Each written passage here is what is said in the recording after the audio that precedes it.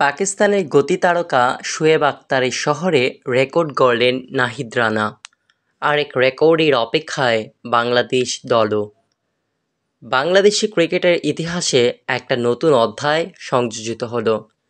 রাওয়ালপিন্ডিতে দ্বিতীয় টেস্টের চতুর্থ দিনে একটা নতুন রেকর্ড গড়েছেন বাংলাদেশের তরুণ ডানহাতি পেসার নাহিদ রানা। তার দ্রুতগতির বোলিংয়ে একটা নতুন রেকর্ড পেয়েছে বাংলাদেশ দল। তিনি 152 কিলোমিটার/ঘন্টা গতিতে বল করেছেন, যা বাংলাদেশি বোলারদের মধ্যে ইতিহাসে সর্বোচ্চ।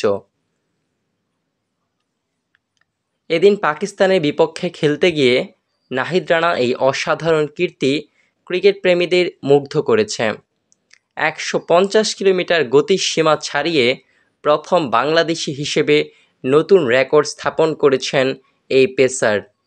এর আগে এই রেকর্ডটি ছিল পেসার রুবেল হোসেনের দখলে, যিনি 149.5 কিলোমিটার গতিতে বল করেছিলেন।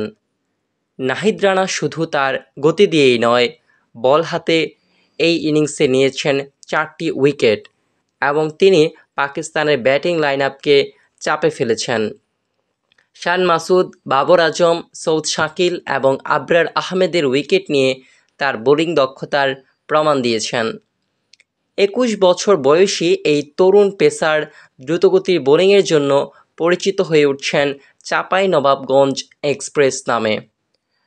তার এই অসাধারণ পারফরম্যান্স বাংলাদেশের ক্রিকেটকে আরও উজ্জ্বল করেছে এবং ভবিষ্যতে তার আরও বড় সাফল্যের আশা জাগিয়েছে।